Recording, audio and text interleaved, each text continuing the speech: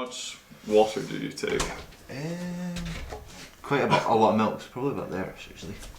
Is that in proportion to you, or is that in proportion to the rest of us that are actually at a normal height? I wasn't a wee bit eye more. level. That's alright. Well, Thank you. yeah, of course. Right, here, man. There we Yeah, it's go. perfect. Every time I drink tea is at work and I put 10 sugars in because I'm always flagging. Jesus Christ. It's bad. It is bad. Because there's sugar cubes as well. What are Exactly. you talking about? No, but now I've Milk started as well. taking 8 shots of espresso. Yeah. Oh, do you pour it with the bag? Yeah, I let everything soak up. Oh shit! He's a robot. I'm learning this. Some strats. No, it's just the way I've done it, so I was always lazy. I leave the tea bag in as well. Let's take a closer look. That's so gross, man. This is. Yeah. I don't think I want to be in a band with you anymore, man. That's like the worst thing I've ever seen in my life. That's perfect. And how long do you normally let it brew for? But I leave the tea bag in forever until it's done. What the fuck? I know. Oh my It's god. like, Well, I sometimes do that, but I don't put milk in it when I do that. oh, fuck. Like if I want the full, like Screwed your cup of tea, man. I'm so sorry. we've never done this before. We've moved away from this. Series first. Yeah, okay. The same height, the exact same height. The exact same height, genuinely. What are you talking about? By the way, everyone's wearing shoes except me. I want to clarify, okay? Sure, man. Yeah. You're not, head's not even in there. Oh, I'm out of frame. Let's go. I feel like kind of wrong pouring Diet lemonade. Thank you very much, by the way. Oh yeah, that was nice. Oh no, it's all good. It's all good. No, thank you. Honestly, I got the Diet Coke. I was like, I feel kind of wrong about pouring it into like this fine piece of fine china, but like you know, it's Thank fine. you very much. Of course. That's ace. Right. Should we film an interview boys? Yes. Potentially. Of course. Which one? That one's one's yours. mine, Oh, yeah. I think of This one's mine. Yeah. Aaron, do you want your plate? Yeah. So I'm going to take it. Right, let's go. This is actually the double down set we're on right now. And Oh, is it? That's a double Will set. Sorry, laugh yourself. Wow. Cheers. Well, let's do this.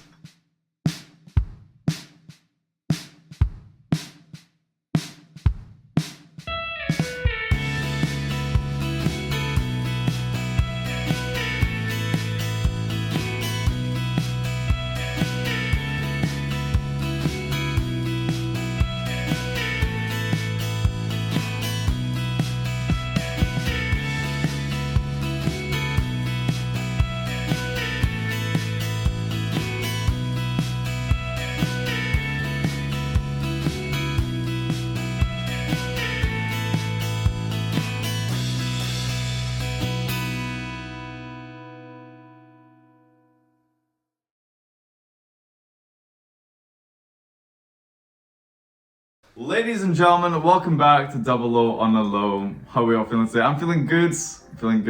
We did not have a co-host today, but that's okay because we have a clip of today's band making tea instead. Ladies and gentlemen, please welcome Arran Hopkins and the band behind him. Welcome to the show. Welcome to the show. I actually hate clapping for ourselves, that's all. Let's take it again. It's all good. The origin story. Where did you guys meet? Arran, Deegan, when did you guys meet? Man, like 2 weeks ago, I think. Oh 2 weeks ago. It was in Tesco, Tesco car park. Mhm. Yeah, you pulled out front. I did actually. Yeah. Shit, man. No, well, I'm Dicey. fortunate enough to be this my wee brother. Oh, so like high school or something. Yeah. I think so. Yeah, it was actually. Yeah. Anyways. You Yeah. spend so much time apart, you just happen to find each other at high school. Yeah. Is your whole family quite musical? My mum used to play in a band when she was, I think, only about 15, Why look at 16. me? No, Aaron, I don't know. Yeah, Sorry, no, she used to play in a band when she stayed in Northern Ireland. My dad is just really into music. Like, as long as I can remember, we were listening to music in the car, in the house, everywhere. Like Jack Johnson in the mornings, Oh, yeah. Biffy, and going on whatever car rides we were doing. Just everything. Like we've always been surrounded by music. Not a few words, man. Awesome. And then when did you meet this other Arran guy?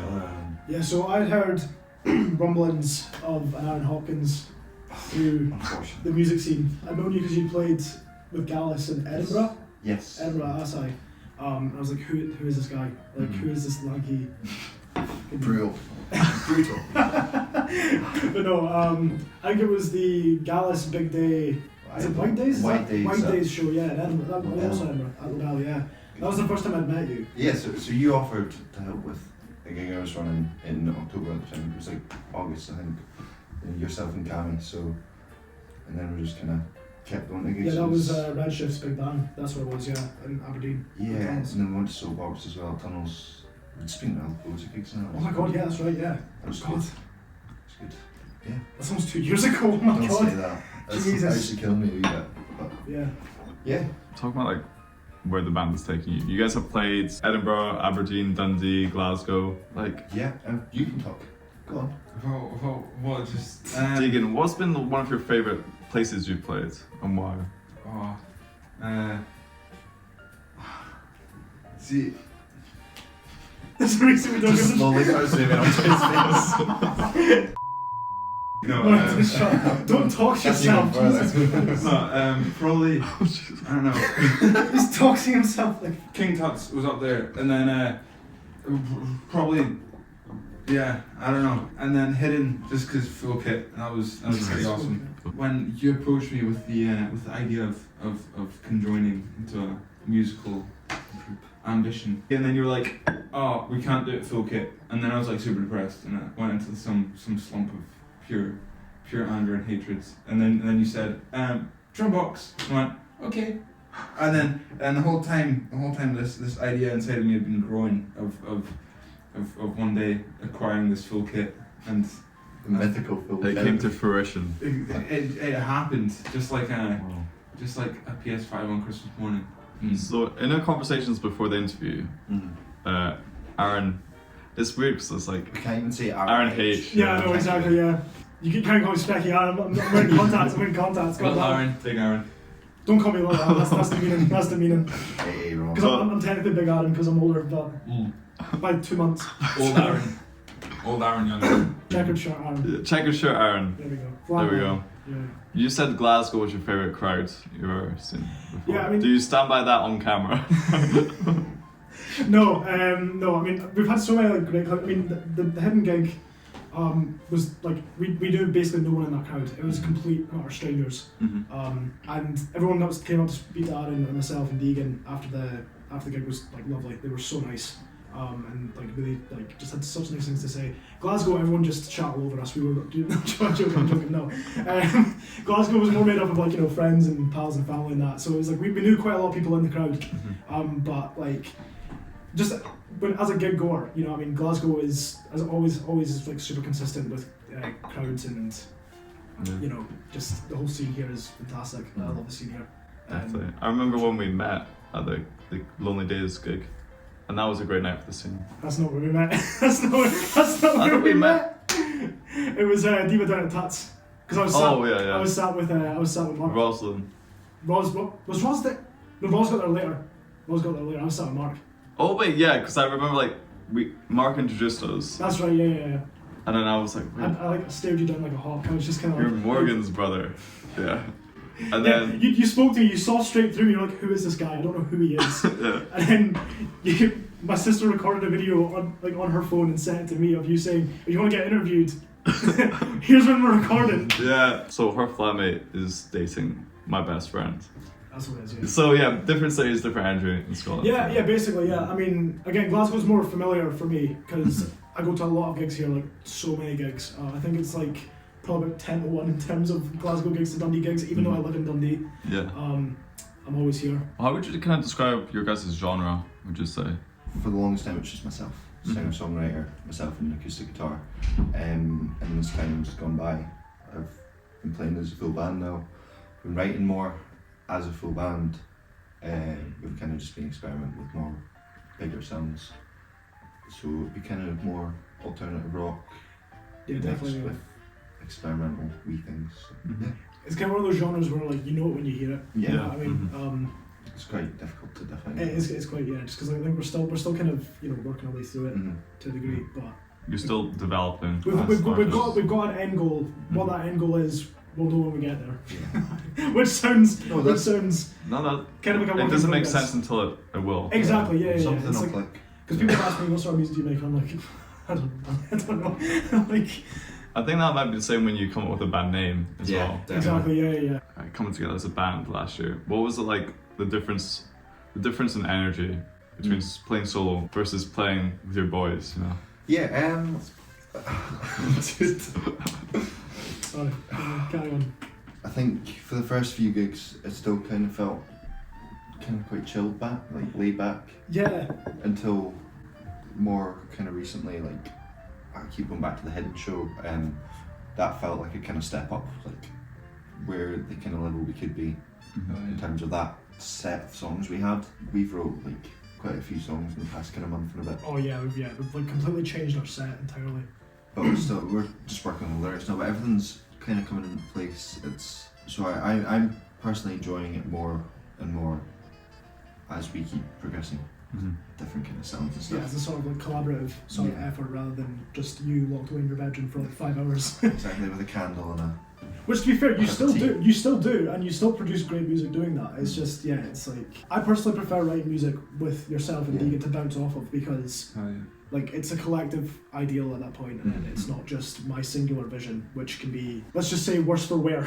Shall we say, like not saying I write awful tunes or anything like that, but it's like, you know, it makes it feel like our song rather than just this is my song, this is Arran's song, this is Deegan's Yeah. song. You know what I mean? it's nice working together. Exactly. And Yeah. I think as we progress more as a live band, the energy's going to shift again. I think it is a different kind of vibe, like massive.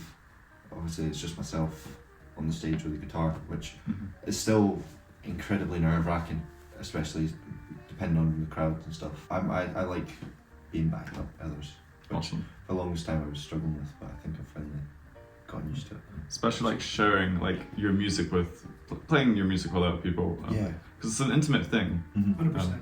Playing live and being vulnerable on a stage alone. Yeah. But to share that moment can be scary, but Yeah. it can also kind of shed a lot of the attention and help you play even better. I think just because of the topics we speak about, like pretty much every song's incredibly personal towards myself. And I don't think there's been a song I've wrote that's not about something I've experienced. So So you're always coming from a place of like authenticity. yeah, Because before like I even started playing music with Arran, he done was it an open mic? No, it was an actual acoustic gig in Aberdeen. yes, I January drove, last year. yeah, January last year, yeah. So I drove out to Aberdeen. You played like a 45-minute set, I think it was. Yeah, So going from that to Tuts, which was like full band but Deegan on a wee drum box. Minimal distortion, to go from Tuts with like full band Deegan on the drum box to whole band Deegan on the full kit. It's like we've like evolved really so much so quickly, you know what I mean, as a band. Us a year ago looked at us now, it's like a complete and utter vibe shift. 100%. You know what I mean? You've opened for other bands, and you know, like King Tut's, for example. Hospital Corner, Hospital Corner. lovely guy. Yeah, Hospital Corner. Yeah, he was great. Yeah, Yeah, he was like during sound check, because he was the headliner, so he sound checked first. I was like, Jesus, man, like Yeah. wow, this is who we're opening for. Wow, it was mental. He was great. His recorded stuff's great as well on Spotify. So shout out Hospital Corner. Yeah. Yeah, no, I was talking to him right at the end of the night, just as he was packing up, and I was making sure I had everything, and he was lovely. He was giving me advice. I was like, yo, this is like my second gig I've ever played. I said, oh well. So it was.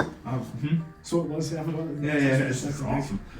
No, but I was like, you know, I said to him that it's nice to be able to do this, because I mean, when you're so early in the scene, you're thinking that some of these bands, you know, you might meet them and they might just be mean to you because you're like, I don't know, you're just coming out. And I said to him that it's so nice that he's just like chill, and he said, yeah, no, and he was like, he said that he's just there's no point in being mean to anyone just because they're new, because like everyone was new at a point.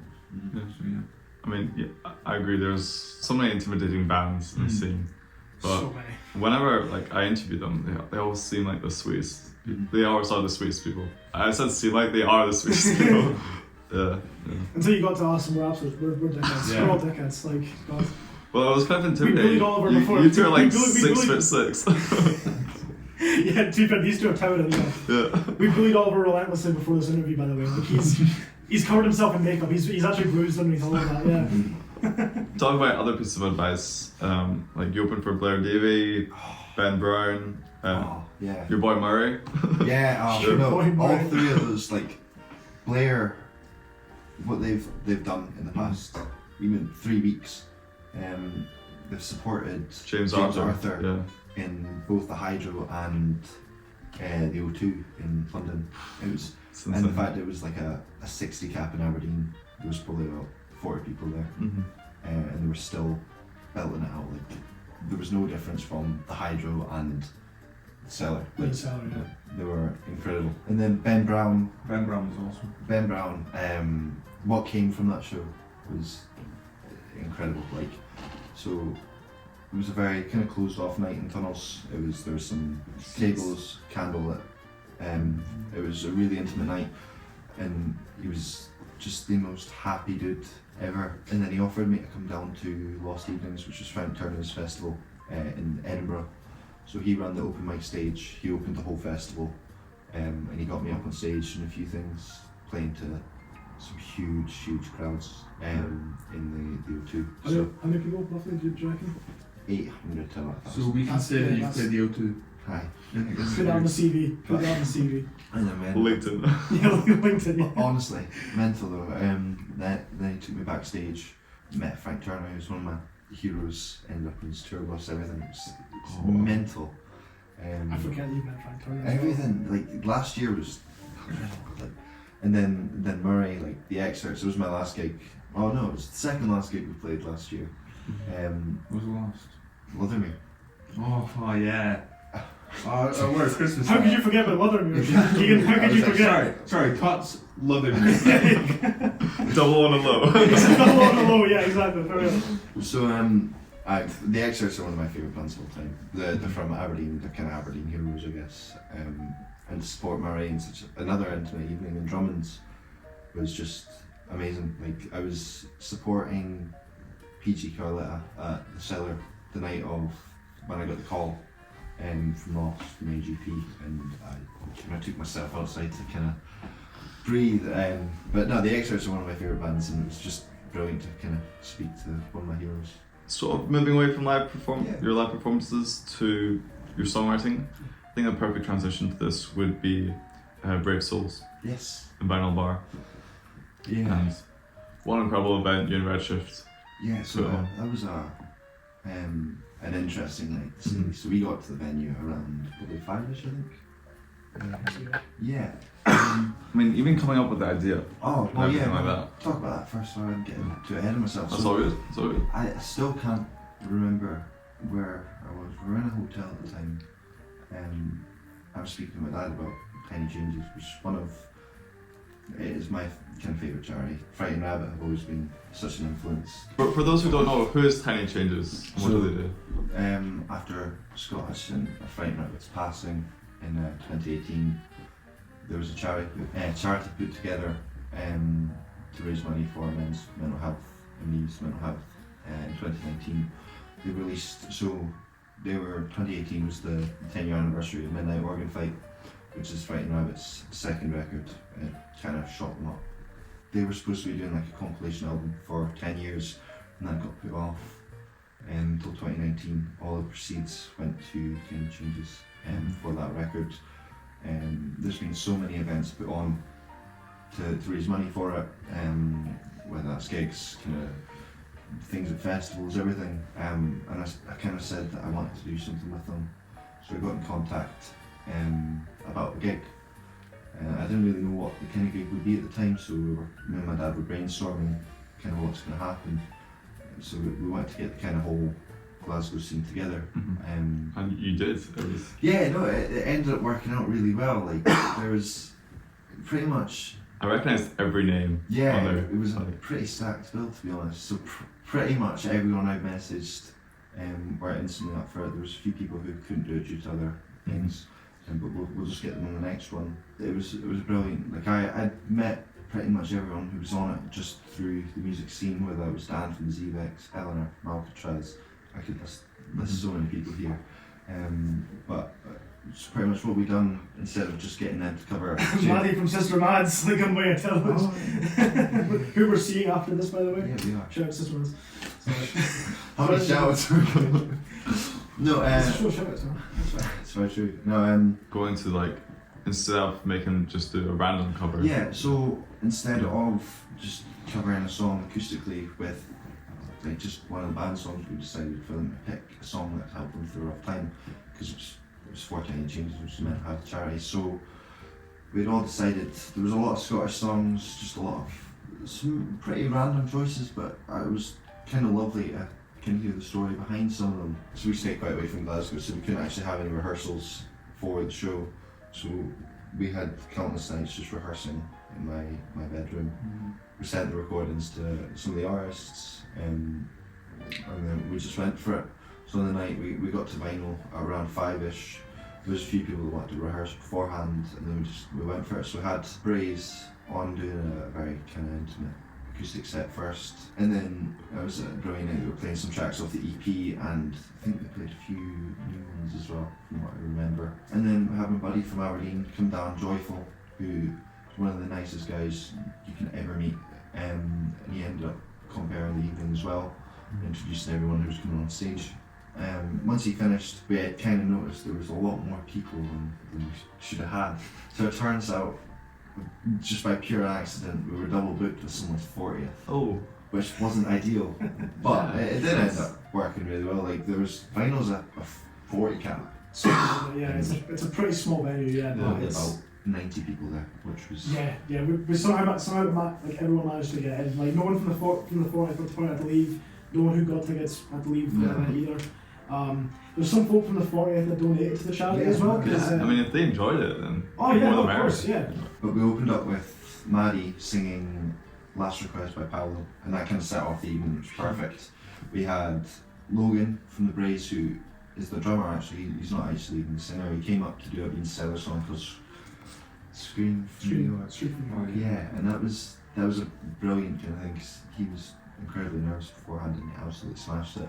And Div from Bruiser came up to do a Twilight Sad song, which kind of blew everyone away. And then we ended, I can't remember. It was Dan and Div. Yeah, so we ended up doing a Frightened Rabbit cover to end the night. Just that felt pretty fitting. So we had Dan Thompson from ZX and Div from Bruiser. They came up to do Modern Leopard by Frightened Rabbit, which is probably the Frightened Rabbit song. And then after we ended up with a raffle. We had pretty much everyone who played. The raffle was a lot of fun. The raffle was great, but like the thing with the raffle is right. I was aligned towards it because of course I did. Because it was it was going to charity, and there's so many like cool prizes you could win. Like, it was like 5 Twilight Sad posters. There was like there was 20 yeah, it was different things. there was like vouchers to places and stuff like that. You know, it was great prizes. One of those prizes was Lost Soul by Arran Hopkins t-shirt. Now, what did I win? I won a Lost Soul by Arran Hopkins t-shirt, which I could have got at any point if I wanted to. They're actually sold out by the time. But yeah, so I mean, they're now dead stock, so it's going on Depop for 500 quid. No, I'm kidding. But it was. Can't get t-shirts, really good quality t-shirts. Honestly, you smashed it at the park with those ones. Great event, and I'm excited. I'm definitely going to the next one in November. Yeah, so I think we're just gonna probably do it every November. I think the plan was to kind of maybe do 2 a year, and I think that's probably a bit too much with all the other things I've got going on. But we're gonna try to get some bigger names. We're gonna just make it a bigger night, and hopefully get some proper rehearsals done with it, and have maybe a full band playing as well, for the warm up as well. So it's gonna be a bigger event, bigger venue, everything. I just love the core idea of everyone bringing their own piece Totally. to the set. I think it makes And it such a personal touch to it. 100%. I'm really, really glad that they're all up for it. So. Aaron, you can I give me a good transition? Talk about Did I? What about Lost Soul? Yeah. Yeah. Oh yeah, The of course. single. Yeah, so. What was? I find it really hard when songwriting to be authentic. Yeah. How did you kind of handle that? Kind of embrace it. Yeah, so to be honest, that was the first song I ever wrote. I'm actually going to say I was in an awful relationship at the time. And when I was writing it, I didn't really know where it was coming from. It's quite a vulnerable song. And I think I've kind of came to grasp of what that track is about. But it'd been sitting for probably about a year and a bit from that point. I gigged it a lot, everyone seemed to really like it. But didn't know what I was going to do with it. So we had the idea of going to record it, and had no idea who we were going to do it with. I happened to be going to some of the open mics. Ross Layton from Father's Son puts on a box every Tuesday, which is a really random thing, but he does it, he's stuck by it for I like love 10 Box years so now. much. It's a great wee It's a great place. I'd love to play a gig there actually, Yeah. but really could. Really on stage. Anyways, so we got speaking to him. I ended up doing a song with him on stage, which Father's Son, again, another one of my favourite bands of all time. It was a great kind of experience, and I spoke to him and was like, would you be up for recording? And he was up for it, and then I think it was probably about a month later we went down and done it. And it's a very kind of stripped back, underproduced song. It's just pretty much as it is. It's what it did. It's Yeah, just what it did. it didn't need much at all. I'm really happy with the finished product. And then when it came to the artwork, once I started playing that song, my dad sent it to a mate. She does kind of graphic design art, kind of big canvases, small canvases, everything. She's done stuff for the hives, everything. She was up for it, so she designed a wee print of it, and we've just used that for the artwork. I can really happy with it. It's brilliant redesign. I think it encapsulates the track really well. It's like the perfect mental image that comes to mind when listening to the song. It's like the more and more you look at the actual bit of artwork, the more details you see in it. Like it's crazy. Like there's lyrics hidden into it. The actual image, I didn't even realise this until someone pointed it out.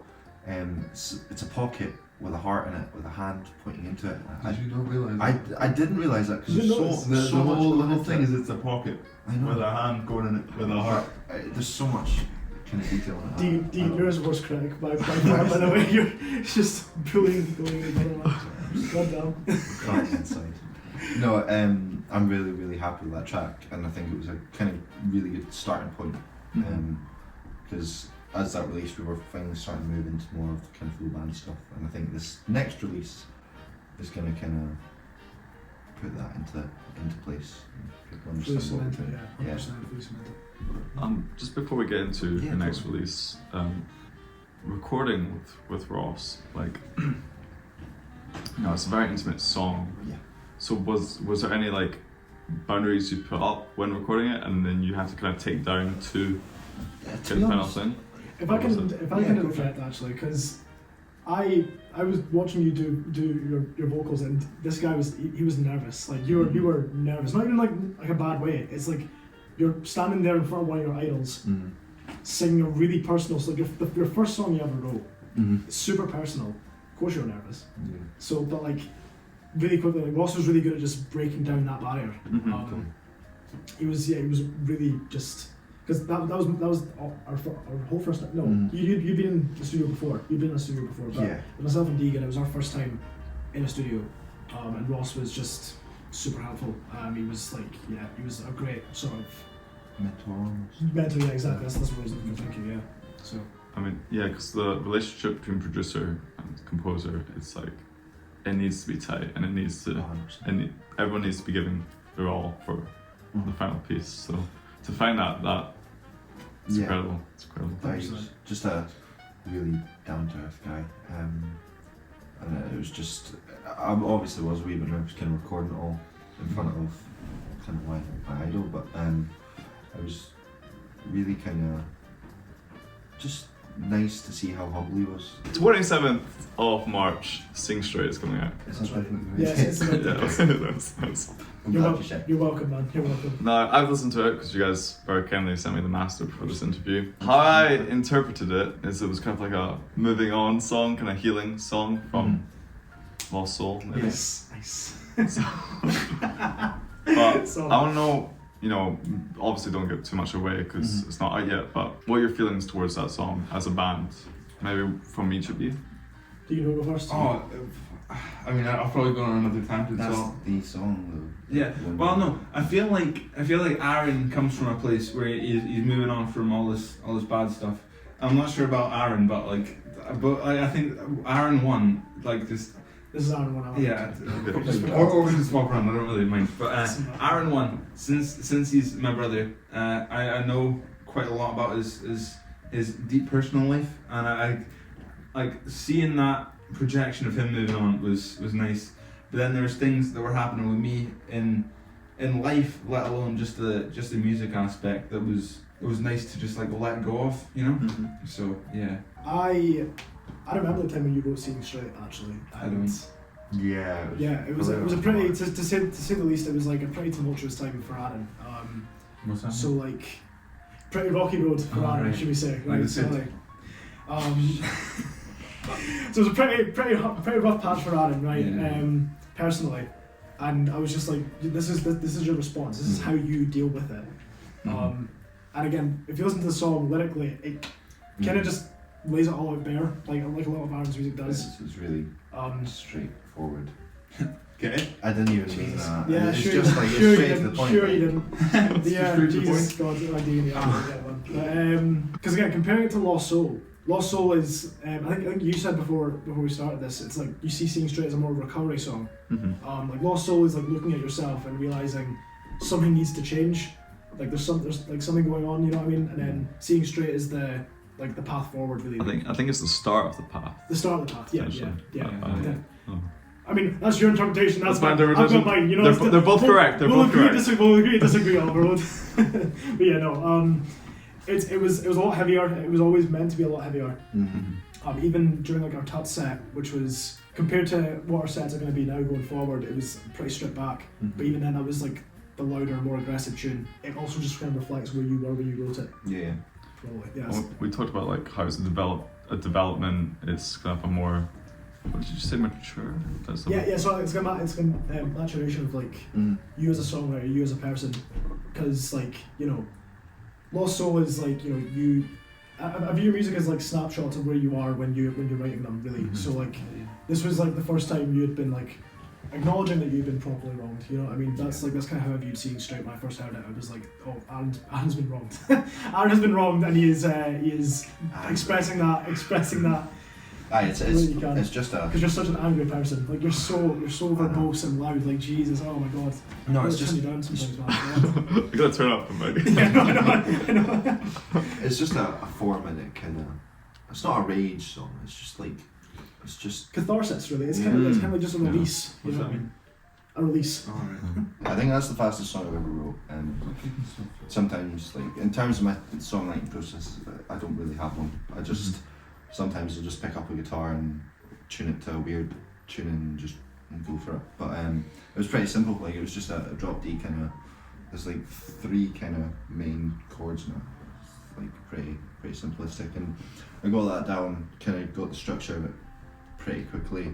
And then wrote the lyrics probably about 3 minutes or something. Like they just kind of rolled off, and I kind of wrote it down almost as like a bit of poetry, and just kind of put it to the music, and it worked really well, I think so. And releasing it, are you doing any teasers for it coming up? Or? See, I think we spoke about doing. I mean, I spoke to you about doing like sort of short videos and stuff like that. But I think we might say that for the next single. I think so. We're already moving on to the next stuff. Sorry, Dude, yeah, no, right. People aren't gonna get that reference. They'll We get that they'll reference. you'll get it in 2 weeks. You guys might not get it, but your kids are gonna love it. Okay, your kids are gonna love it. But yeah, we're already on to the next one. Yeah, Because Wednesday you're recording with Ryan from the Big Day. Yeah. I think that's the one that we're gonna like really hyperfixate on, and like really, we're gonna do like short videos for. Maybe I mean it's all up in the air really, but To be honest, we recorded back in December, so December. it's from this point we've been sitting on it for ages, just trying to find the right time to release it. And to be honest, I still don't know if that is the right time to release it, but I feel like we need to put something out. It's the right time to release it. It's the right time to release It's it. the right time. Have some faith in yourself, Adam. Have some faith in yourself. It's the right time to release it. Yeah. So I'm quite excited to have it out, just so people know what we're doing. My last question. I used to work in a fragrance store, so if your band was a fragrance or smell, what would it be? Oh, that's Wings so Africa. really. Thank you for watching. Oh my God. I actually don't know. That's That's kind of stumped me as That's well. a to be really honest, cool yeah. question. Well, I'd probably say like cinnamon. I fucking hate cinnamon. Well, I hate cinnamon. I think yeah, no, I'd say like like little cinnamon buns. That's like that's the sort of vibe I get whenever. just say Little's Bakery. Just Little's Bakery. That's a great answer. Little's Bakery, yeah, just in general. It can it's quite broad. But thank you all so much for watching, everyone. Aaron Hopkins and the band behind him Thank you for having us. Thank you guys for being on. All your links will be in the description below. Please check them out on Spotify, Instagram, That's about anywhere it. else. Yep, that's about it. That's about it. Those are the ones that matter. Check out when their next EP, their next single is coming out. Yeah. Sing Straight, 27th of March. 27th March. Appreciate it. Hope to see you soon. Pre-save it. Was that Thank you all. Cheers.